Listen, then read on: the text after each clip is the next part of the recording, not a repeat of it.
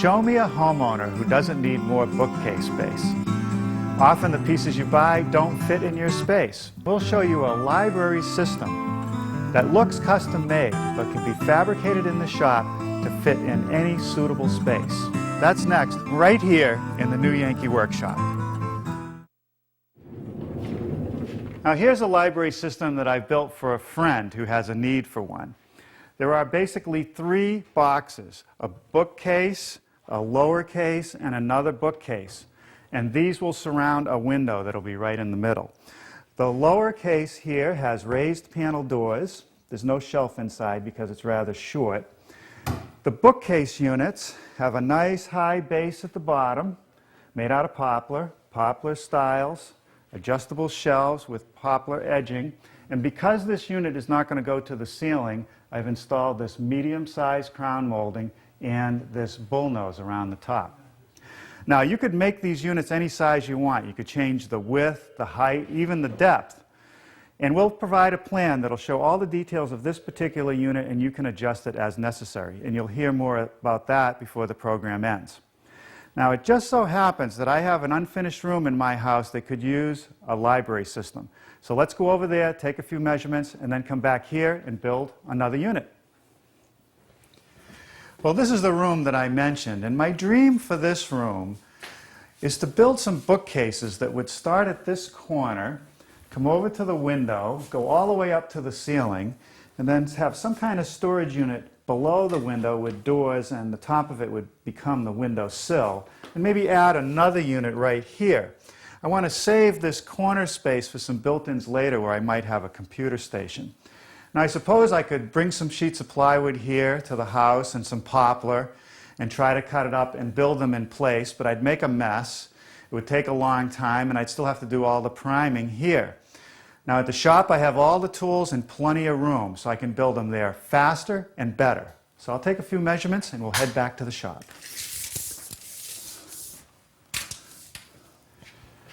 The key to this library system are the standards, these vertical pieces on each side of each box or cabinet.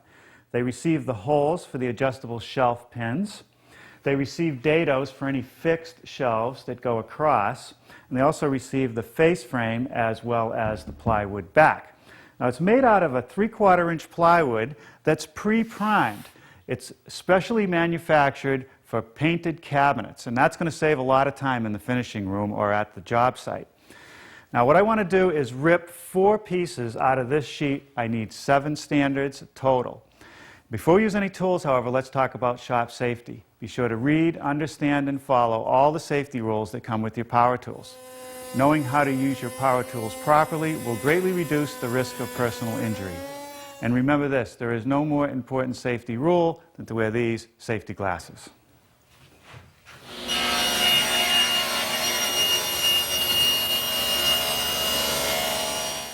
Well, let's take another look at the prototype. This top shelf is a fixed shelf that fits into a dado in the standard. The same thing happens down here for this lower shelf. The dado is about 3/8 of an inch deep. Now, to make the dados, I put together this jig. Piece of plywood with some guides for my router. On the back side, this little fence is square to that slot. So I put a layout mark where I want the dado, slide the jig over it, making sure that the fence is tight to the side, and clamp it in place. Now you can see that the router fits between the guides. It can't move side to side, only along the length.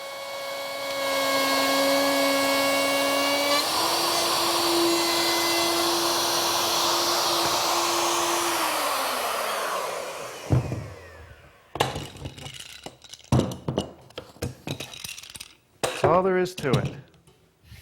I removed the shelf that goes under the window on the center section so I could show you that. There are 2 standards. Each has a dado at the bottom for the fixed shelf, but a rabbet at the top to receive these cleats. And I can make the rabbet with the same jig and router.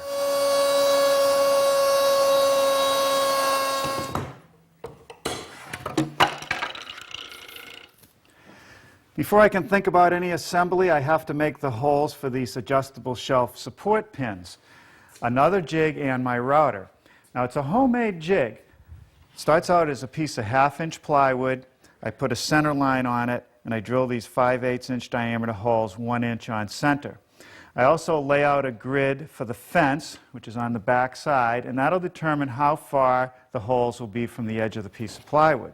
So here, I bring it to the edge, line it up with my center mark on the height, and clamp the jig in place. Now to make the holes, I use my router, which has a collar that's the same size as the holes in the jig, and a 1/4 inch spiral bit that fits the size of the pin of the supports. And it's just a matter of drilling the holes. Now I'm going to do every other hole.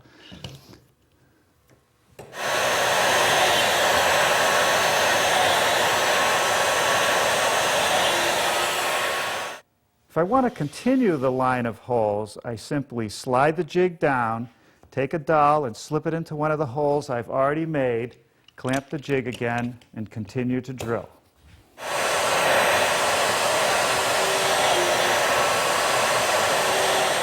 Now I'm sizing a piece of plywood for the back of the cabinet. It's a 1/2 inch thick. It's pre-primed. I've already ripped it to width on the table saw. To make the crosscut, I like to use a straight edge and a circular saw. I clamp the straight edge so that it's square across the sheet, and I offset it from where I want the plywood cut by the distance between the saw blade and the edge of the table of my saw.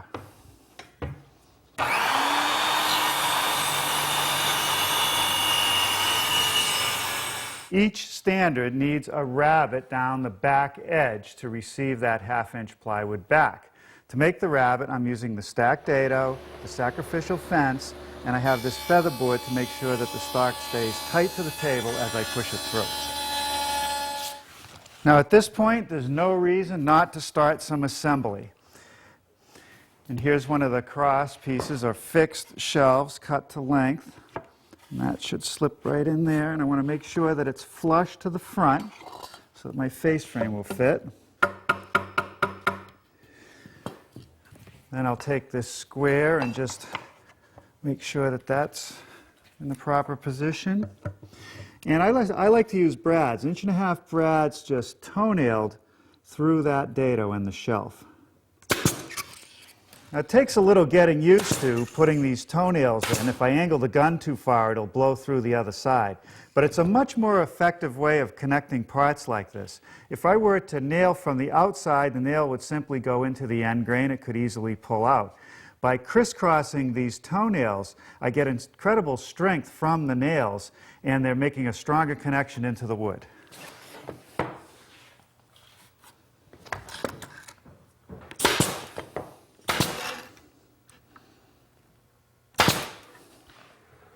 I want to lay down a good bead of glue to secure that back.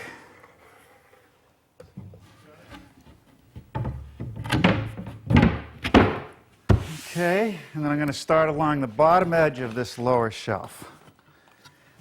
Okay, I want it to be as flush and even along the bottom. Well, we're certainly gaining on it. 1 down, 3 more to go. Okay, mission accomplished. I completed building the other 3 boxes, and I've set them up here as they will appear in the room. The next thing I want to do is work on the face frame. And the key here is to execute a face frame that will make the unit appear as a custom unit, rather than individual units put together where you'll see seams between the individual parts. So we're going to use 3/4 inch poplar for all the face frame parts, and I want to start explaining some of them. On this edge, I will permanently install a stile with glue and nails, flush with the edge. Here, I will do the same, except I will add a piece that will be 1 inch wide to conceal this edge. We'll repeat that here. We'll have a center stile here, which I will install only on one of these cabinets, because you have to remember, I have to be able to take this apart to move it to the location. And then over here, I will make a wider stile, so I have a 1/2 inch scribe for the plaster wall. Now, before I can start putting any of the face frame pieces on, I have to assemble these units, and I'll do that with some screws. And that way I'll be able to take it apart later. Let's see how we're doing here. This 2-inch stile is going to run the entire side of this cabinet, flush to the edge, and I'm going to glue and nail that in place eventually. But first, I want to add this 1-inch strip, which will cover the edge of the plywood on this center unit.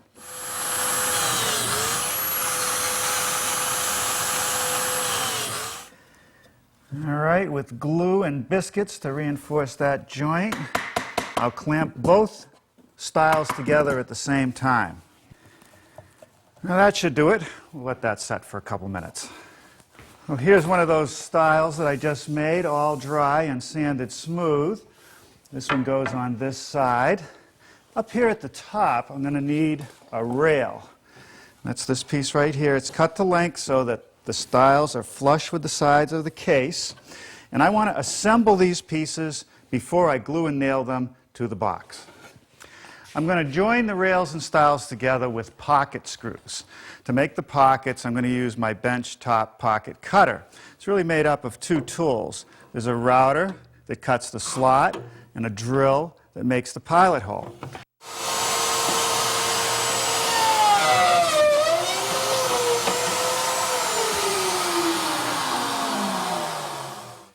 Well, now we're ready to join them together, and here's the rest of the system. I just align the pieces, and here's the key to the system. It's these screws. The head is flat on the underside. It's not a bugle head, so that'll suck the pieces together. And the tip is self-drilling, so I don't need a pilot hole in the stile.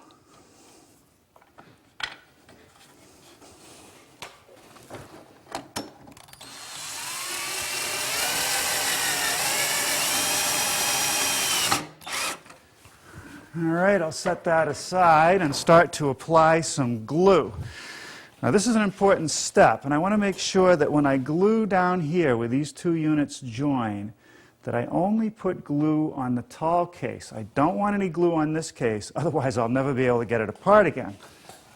All right, now I can set this assembled frame in place. Get it right where it belongs. And make sure it's lined up and nail it with some 4-penny finish nails. One side only. Now I'm making the face frame for the double unit. The rail is longer. I'm still using pocket screws, but no glue. I want to be able to break this unit apart later so I can separate these cases. Again, we just glue one side of this intersection. And up at the top on this unit, I don't want to put any glue, just along the side stiles. Now again, I have to be very careful where these stiles meet the bottom shelf. I want it to be nice and even. And on this one, remember, I'm adding a 1/2 inch to scribe to the wall, so I have a little gauge block, and we'll just hold that as I nail the piece down.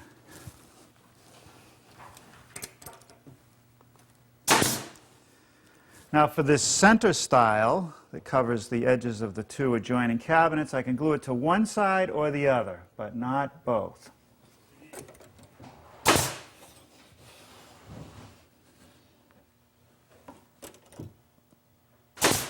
Now a word about the width of these stiles.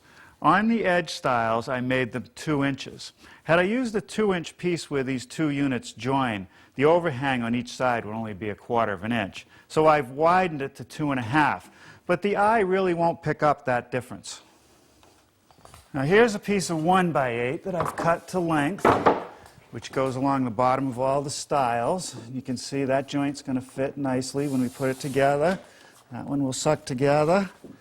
Now I'm just going to use some temporary screws to hold this in place so I can finish the face frame on this center unit.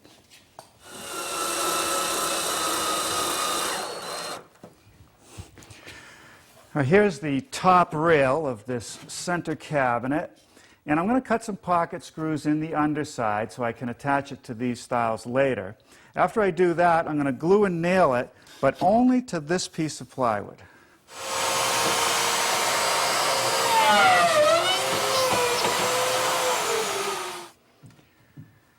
Now when I set this rail in, I want to keep it flush with the top of this stile. The shelf edge will cover the joint.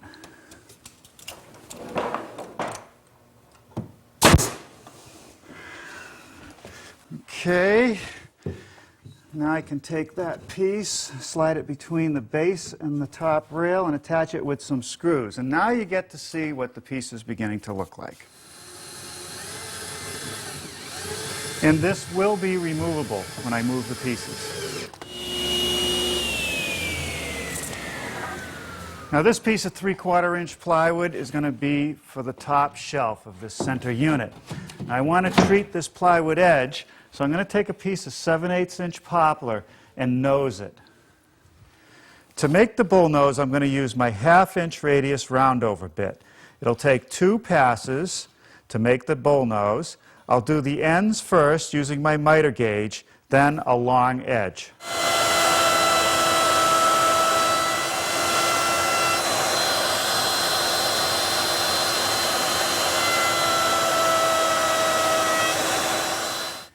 To connect that bull nose to the shelf, I've made some slots for biscuits, rolled on some glue.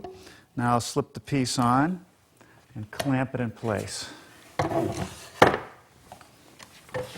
Let's take a look at the prototype, and I'll pop out that shelf, and you can see that under the bull nose there's a scotia molding. I want to make that next. Here I have a cove bit installed. I'll run one edge and then rip a piece on the table saw. Here I'm using my miter box to make a couple cuts on the ends of that molding. Now here's the piece of cove, and I've mitered each end. Now I'm just putting on a little bead of glue, and I'm going to line it up with the back side of that nosing piece and tack it with some brads. Now I've mitered one end of my remaining molding for this return. The trick now is to cut a tiny little piece. And what I like to do is take my miter saw, put a block of wood against the fence, fill any large holes, because when this small piece falls off, sometimes it'll go down in there. Line it up and carefully make the cut. Hope for the best.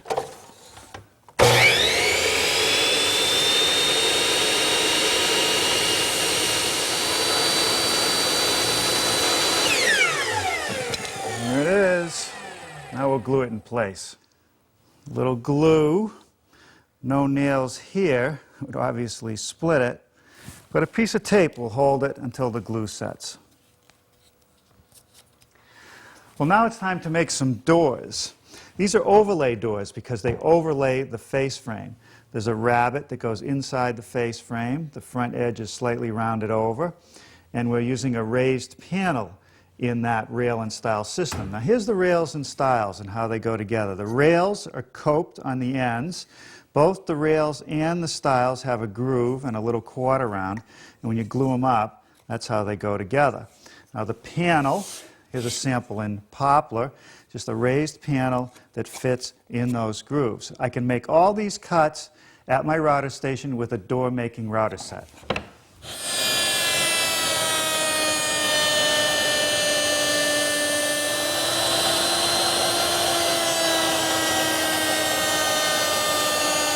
Here are the blanks that I've made for the field, or the raised panel, made out of MDF. I've installed the panel raising bit. I'm going to raise all 4 edges, but I'll do it in 2 passes because it's a lot of material to remove.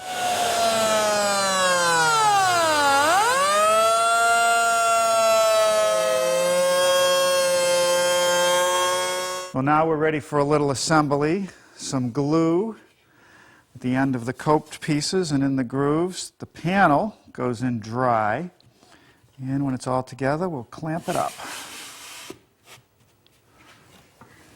Okay, well, we'll set this aside to dry and we'll make some shelves. Well, let's check out one of our prototype shelves. Made out of 3/4 inch plywood. The front edge is covered with this piece of 1 inch poplar with the top and bottom edges rounded over, glued and nailed in place. Couldn't be simpler.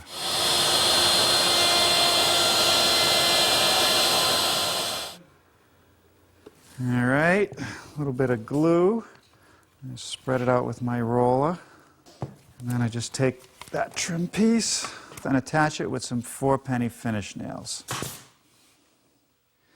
We have 2 more operations to do on the doors. The first is to round over the outer edge with a 3/8 inch radius router bit.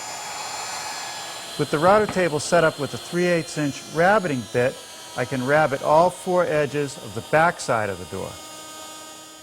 These hinges are made for this type of application. You can buy them at your home center or through a mail order catalog. They fit neatly into that rabbet, get screwed to the door, and this part gets screwed to the stile, and all you see in the end is the knuckle of the hinge. Well, there it is. One library system. Well, almost. We'll take it apart, bring it to the job, put it back together, and put a cornice around the top. I'm going to start by installing this cabinet, which I'm going to scribe to this wall. So the first thing that I did was establish a plumb line, which is the width of the cabinet, and then I put some offsets an inch away. Now I want to slide the box into place to that 1-inch offset and shim it. It's not exactly plumb, but it will be if I put a couple shims in down here. Now I take my dividers, which have been set at 1 inch, hold it up against the wall and up against the poplar, and what's left behind is what I have to remove to make it fit. By using my trim saw, I can make the scribe cut. I have the saw tipped slightly because I want a back cut on this style. The important thing is that the front edge wants to be protruding the most, so it hits the wall nice and tight. Now let's see how we did. Fits nice against the wall, right on my plumb line. Now I'll secure it with a few screws.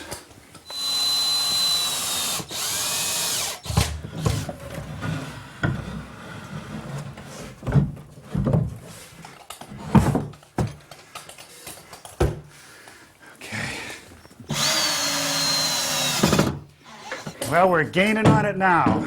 Let's put the cabinet in that goes under the window and secure it to the ones we've already set. And finally, the flanking cabinet. Again, attached to the adjacent one with some screws.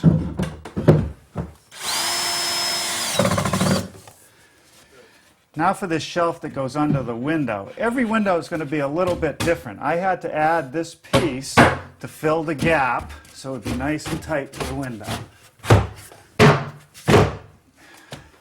Now for the top rail on this side. I've added some glue blocks behind the end stiles because I won't be able to use the pocket screws that I used in the shop. Now I'll just nail it in place. So we'll get it set and secure it with some finish nails.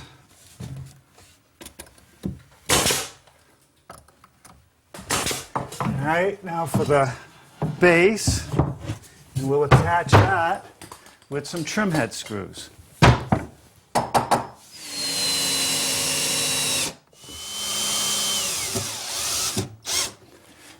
Okay, that takes care of reinstalling the doors.